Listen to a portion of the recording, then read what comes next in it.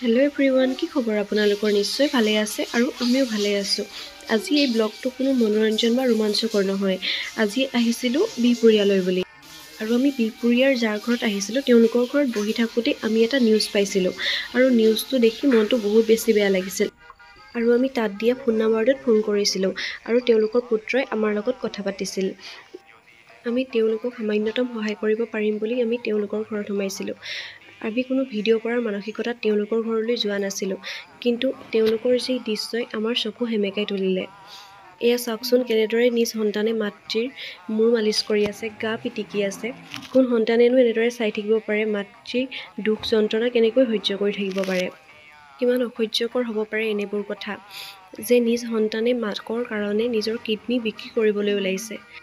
আপোনালোকৰ অকণমান সহায়ে তেওঁলোকৰ জীৱনলৈ সুখবোৰ আকৌ ঘূৰাই আনিব। তেওঁলোকৰ মাক সুস্থ হৈ উঠিব।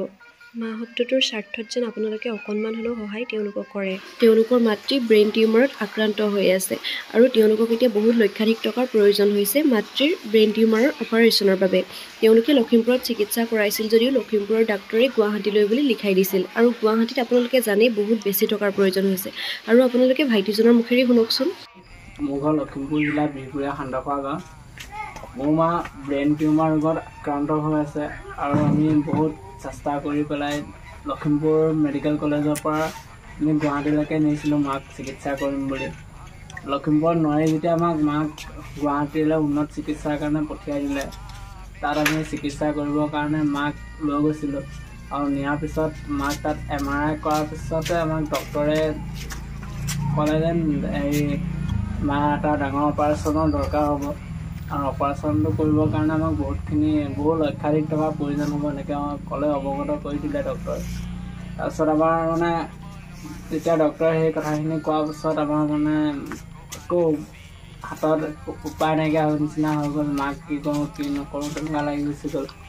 আৰু মাক যিহেতু ভাল কৰাব লাগিবই, মাক আমাৰ কাষত লাগিবই সদায়। মা থাকিলে আমাৰ সকলোবোৰ থাকিব। মানে মাক আমি ভাল কৰা গোটেই আশাখিনি আছিলে, কিন্তু নিজৰ অৱস্থাটো এনেকুৱা হোৱাৰ বাবে আমি পিছলৈ গুচি আহিবলগীয়া নিচিনা পৰিস্থিতি হৈ গ'ল। তাত আমি গুৱাহাটীত যেতিয়া সিমানখিনি টকাৰ কথা ডক্তৰক কোৱাৰ পিছত আমি একো উপায় বিচাৰি নাপালোঁ। তেতিয়া মাক লৈ পেলাই আমি আকৌ ঘৰলৈ গুচি আহিলোঁ। অহাৰ পিছত এতিয়া আমি এই ঘৰতে ৰাখি থৈছোঁ মাক চিকিৎসাৰ অভাৱত, টকা পইচাৰ অভাৱত মাক এনেকৈ এতিয়া আকৌ ৰাখি থৈ দিবলগীয়া হৈছে। আৰু মাক ভাল কৰিবৰ কাৰণে যিমানখিনি টকাৰ প্ৰয়োজন হ'ব সিমানখিনি আমি নিজৰ সামৰ্থ্য নাই। আৰু দেউতাই যিহেতু মোৰ 3 হাজাৰ কৰি আৰু মোৰ এতিয়ালৈকে একো এটা মই নিজেও কৰিবগৈ পৰা নাই। আৰু মোৰ নিজৰ কিবা এটা হোৱালেও কিবা এটা ভাবিব পাৰিলোঁ নহয়। যিহেতু মই পঢ়ি আছোঁ, ভাইটিও পঢ়ি আছে, দেউতাই হাজিৰা কৰি যেন তেন ঘৰখন চলাই আছে। মই ৰাইজক এটাই আহ্বান জনাইছোঁ, মোৰ মাজনীক পুনৰ সুস্থ ৰূপত ঘূৰাই লাগে। মাক ভাল হোৱাটো আমি বিচাৰোঁ। আমি ৰাইজক এটা আহ্বান কৰি জনাইছোঁ যে, আৰু মুখ্যমন্ত্ৰী ডাঙৰীয়াক আহ্বান কৰিছোঁ, কাতৰে আহ্বান জনাইছোঁ, মোৰ মাক যিখিনি চিকিৎসাৰ প্ৰয়োজন মাক সুস্থ হৈ তুলিবৰ বাবে সেইখিনি যাতে আমাক সহায় কৰি দিয়ে আৰু মাক এটা সম্পূৰ্ণ সুস্থ শৰীৰ লাগে আৰু মাক সিমানখিনিয়ে আহ্বান জনাইছোঁ। লখিমপুৰত নোৱাৰিম বুলি কৈ ডিব্ৰুগড় নিব গৈছিলে। তাৰপিছত ডক্তৰে ক'লে তোমালোকে GMCHলৈ লৈ যাব পাৰা। আৰু ভাবিলে আকৌ ডিব্ৰুগড়লৈ নিলে একেই হ'ব, তাত ভাল নিউৰলজিষ্ট নাপাম। আকৌ অহা যোৱা কৰি থকাতকৈ ডাইৰেক্ট গুৱাহাটীলৈ গৈছিলোঁ। গুৱাহাটী লৈ গৈছিলে ন? হয়।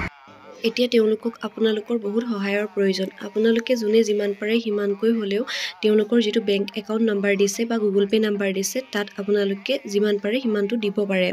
তেওঁলোকৰ ঘৰৰ অৱস্থা অতি বেয়া আৰু তেওঁলোকৰ ইনকাম বুলি ক'বলৈ দেউতাকে দিন হাজিৰা কৰি তেওঁলোকক যেনে তেনে খুৱাই আছে।